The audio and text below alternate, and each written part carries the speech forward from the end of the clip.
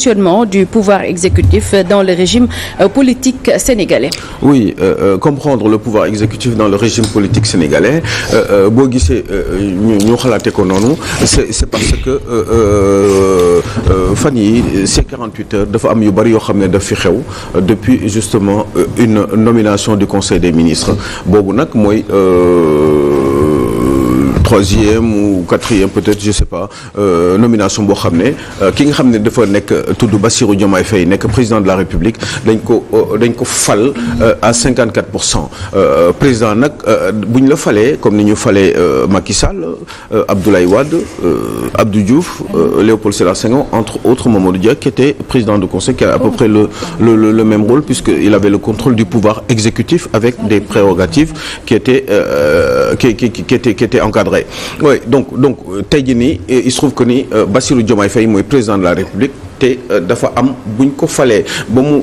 prêter serment ba ñu takkal ko caq bi ba ñu ne ko ayca mun nga dérouler moom bon évidemment passation de service bi avant loolu yooyu yëpp faisant ça fait que moom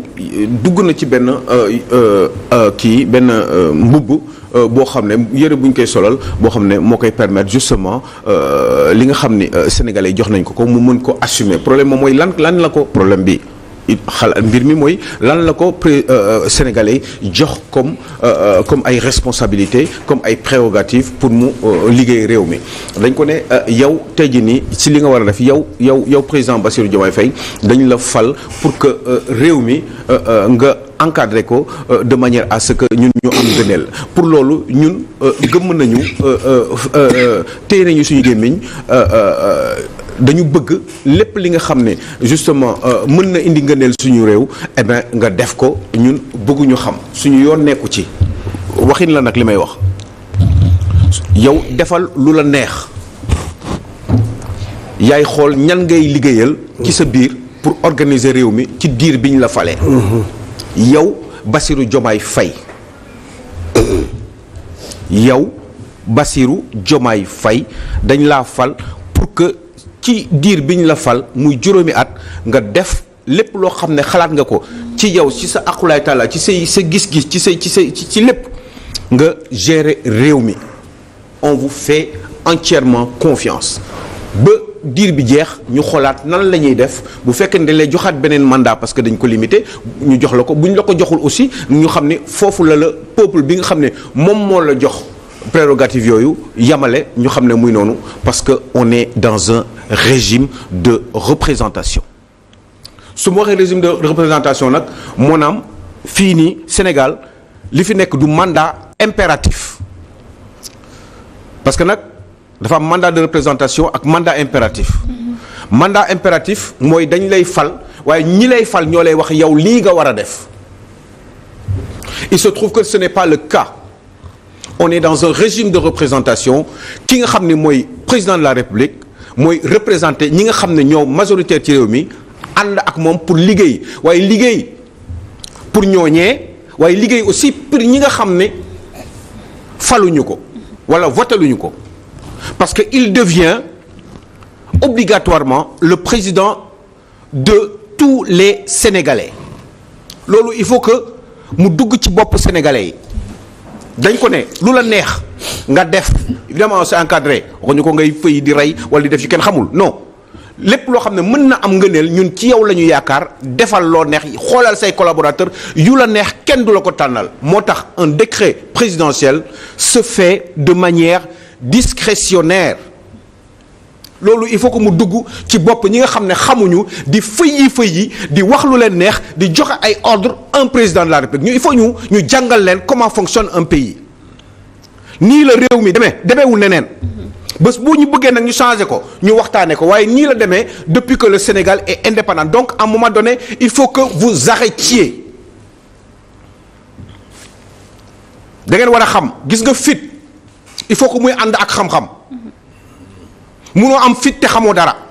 te xamoo li xew xamoo lu réew di fonctionner xamoo ni àdduna di fonctionner àdduna dafa am nu muy doxee fii nii ordre mondial benn moo ci am ci àdduna bi ni muy doxee kenn changé gu ko pratiquement depuis la deuxième guerre mondiale dëkk yi nekk fii doon à peu près 194 Sénégal bokk ci ku nekk am sa style bu ngay fonctionner waaye nañ ko bind ci téere bu ñuy wax constitution boobu dafa am benn wàll bu mu jagleel le président de la République te wàll bu ci ëpp solo te concerné li fi xew ni ci ñaari fan yi mooy le président de la République il a le droit de faire ce qu'il veut en termes de nomination parce que moom mooy seet collaborateurs yi ko wër mu liggéey ak ñoom loolu il faut mu dugg ci boppu dof yi nga xam ne xamuñu li xew parce que nag fii dañu am fit te amuñu xel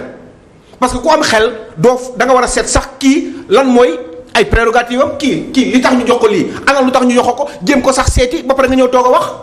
waaye yow yaay def lii man maay def lii yow lii nga war a def traître nga tekkiwoo dara président dañ koy iir constitution daf koy am na yoo xam ne on n'a pas le droit de le dire au président de la République. mu doon Macky Sall ma xeex ko fi mu doon Bassirou Diomaye Faye ñu lan koo xeex nag parce que gëm gëm république te dañu war a gëm république parce que république moo ñu indi ba fi ñu toll nii ba tey nii Pastef nekk ci nguur gi. bu doon leneen kon Pastef kenn du ko xam généraux yeeg armée beeg bu ñu dokkee nekk ci ginnaaw président de la République c'est parce que constitution la Cheikh Cissé général ñoom Moussa Fall ñi fi nekkoon bu ñu sëggalee seen bopp xamu nu ñu koy wax ne incliné woo devant le président de la République c'est parce que constitution moo ko wax kon il faut ngeen xam lan mooy président de la République on n'a pas le droit d'insulter un président de la République fut-il Bassirou Diomaye Faye liñ ko yàq c'est parce que xañ na waaye nag ni nga yaree sa xamu nu ñu koy waxatee ci olof ni nga yare ku yar sa kuy eh ben bu màggee yow lay njëkk mbëkk yaakaar nañu ni réew mi pour changer mbir yi il faut que ñu am yenn attitudes yi Sénégal xel moo koy doxal te président de la République c'est parce que dañu ko wóolu majorité sénégalais ne ko yow yaay def li la neex encadré ko par constitution bi mu war koo def nag yéen ngeen ne non constitution bi nañ ko tegee fële parce que Pastef moo fi nekk Pastef avec ses 2 millions je dis bien Pastef avec ses 2 millions de Sénégalais yu ko votel moom yeneen 2 millions yoo xam ne voté luñ ko benn voix bu ko Pastef rawoon opposition bi Bassirou Diomaye Faye rawoon keneen mooy nekk président de la République on peut être président de la République nga am moitié exemple 4 millions ñoo voté nga am 2 millions ak benn voix en plus yow yaay nekk président ki manqué le benn ki ñu rawee benn day toogee nee parce que loolu la yoon wax kooku nag nekk président mooy nekk président ñi nga xam ne voté wuñ ko kooku mooy ñëw nekkaat président de tous les Sénégalais pour ñu xam j'espère que je suis clair léegi nag il faut que ñu continuer ci loolu ngeen wuti xam-xam ñii di yuuxu làmmiñ bu rëy dañu dem wuti xam-xam d'abord avant ñuy wax président dañ ko war a respecter lu ko neex lay def et puis sax il est où le problème Moussa leen fi jox kaawu dinaa koy wax nag j'ai dû le dire 5 fois ci ay plateau le cas de Olivier Schramek non dañu mën nag moo tax day feeñ ci développement ci attitude ci comportement Olivier Schramek était le directeur de cabinet de Lionel Jospin ci période de cohabitation il y a 25 ans en France Olivier Schramek Lionel Jospin premier ministre dans le cadre d'une cohabitation Lionel Jospin mooy jiite réew mi le président il est isolé parce que il n'a pas une majorité favorable à l'Assemblée nationale qui am majorité bi mooy le premier ministre donc c'est le premier ministre moment boobu qui définit et détermine et conduit la politique de la nation moment boobu noonu Jospin mooy doxal bi ñu doxalee ba mandat bi jeex élection présidentielle am Jacques Chirac mi ñu isolé woon mu amaat droit nekkaat candidat bi mu nekkee candidat mu gagné élection yi forcément am majorité encore à Assemblée nationale donc comme léegi retrouvé na sa majorité day changer premier ministre si le changer Lionel Jospin dàq ko bi mu ko changé ba pare moom Jacques Chirac mu dem jël ki nga xam ne moo doon directeur de cabinet wu Lionel Jospin ñu ne ko yow lan moo tax ngay jël kii di ko teg directeur de cabinet di ko teg mais fonction je crois que fonction il gère une fonction à peu près qui est liée à l'Europe parce que waa ji dafa am xam-xam bi mu ko jëlee ba teg ko France yëpp di toj pourtant nga koy jël surtout que 6 mois avant Olivier Schramek dafa bind benn livre da ci ŋaññi Jacques Chirac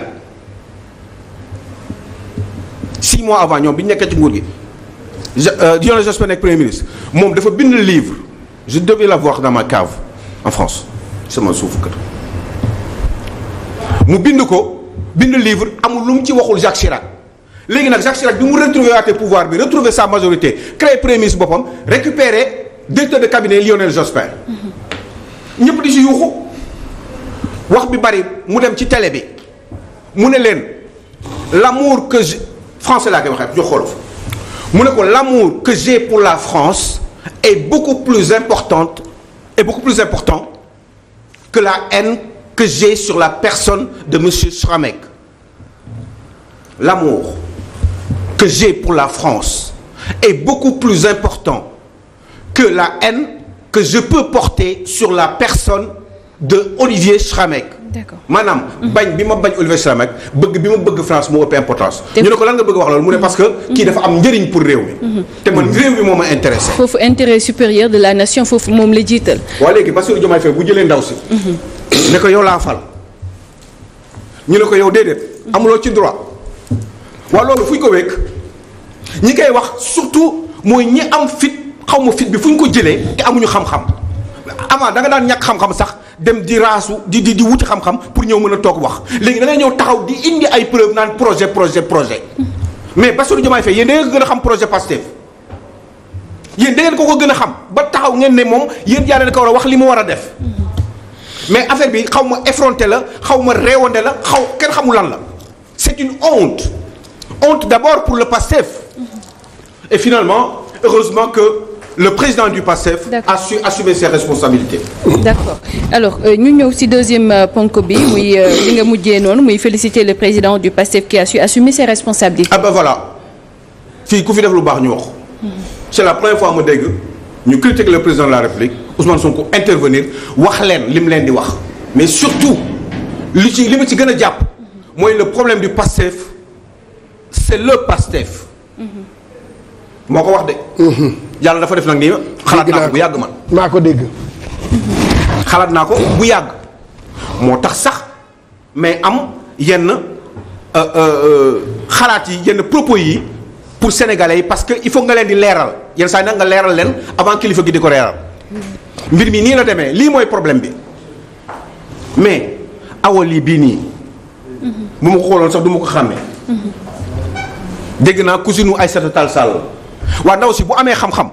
kenn du ko jël moom Bassirou Diomaye Faye du ko jël pour intérêt réew mi te Bassirou Diomaye Faye ma fàttali leen ni moom la ñu fal dafa mel ni nag des fois affaire bi leneen lay nuru est-ce que du Bassirou Diomaye Faye la ñu bëggul pour d'autres raisons cachées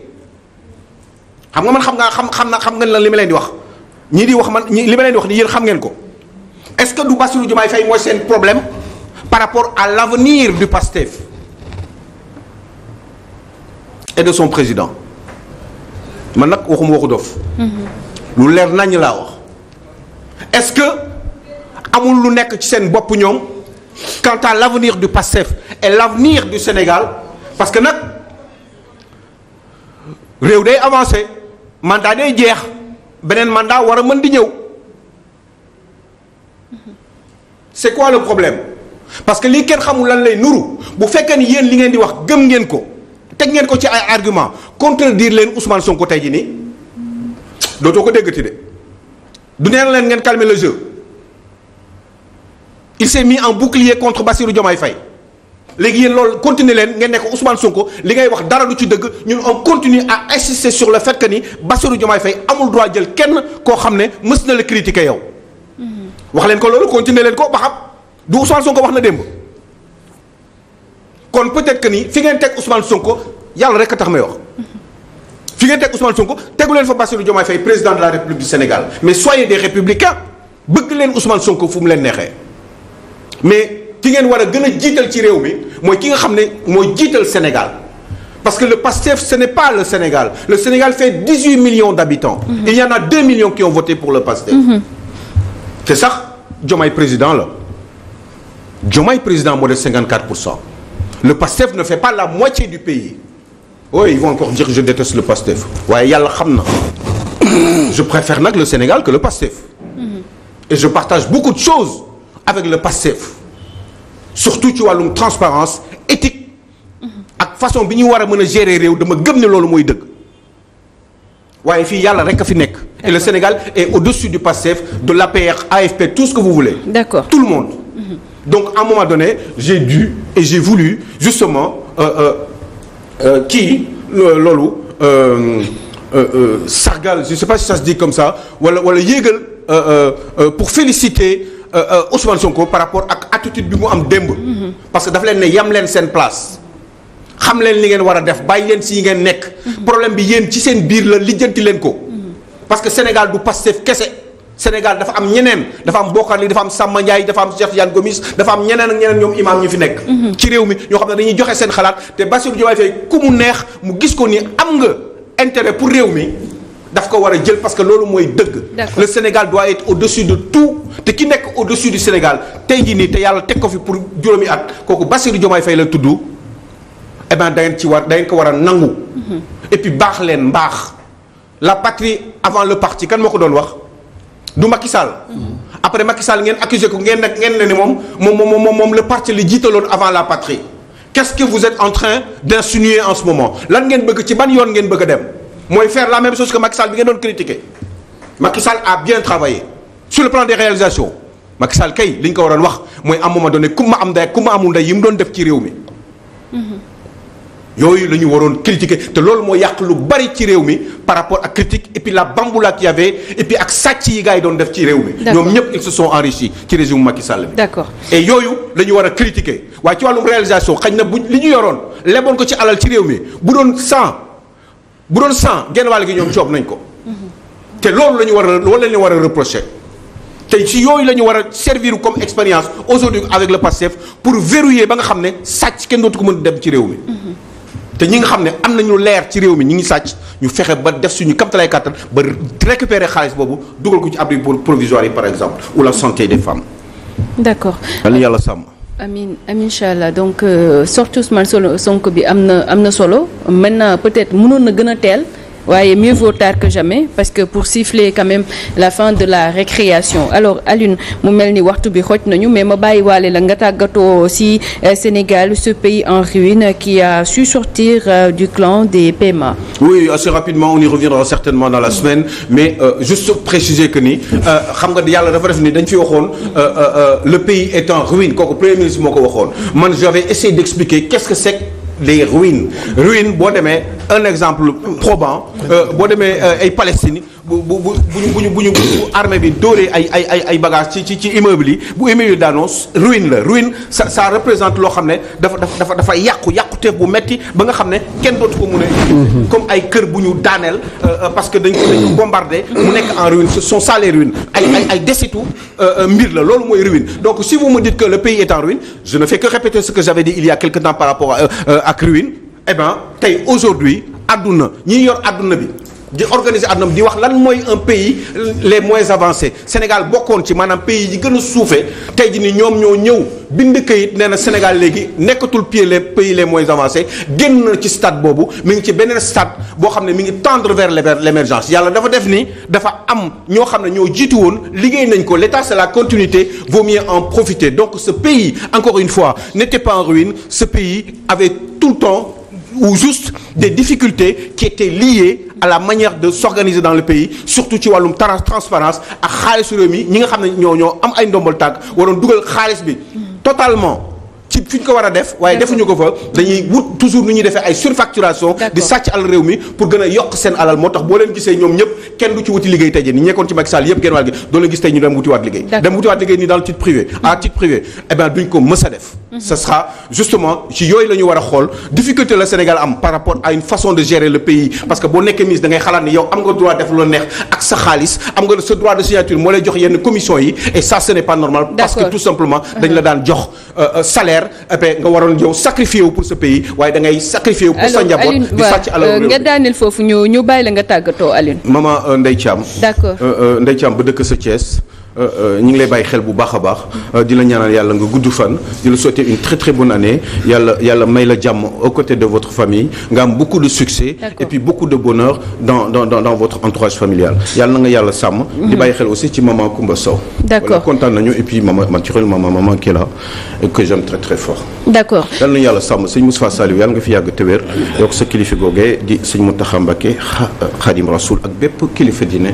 ci réewum Sénégal yàlla na am jàmm. Amin incha allah ñu dem jëli ji suñu rubrique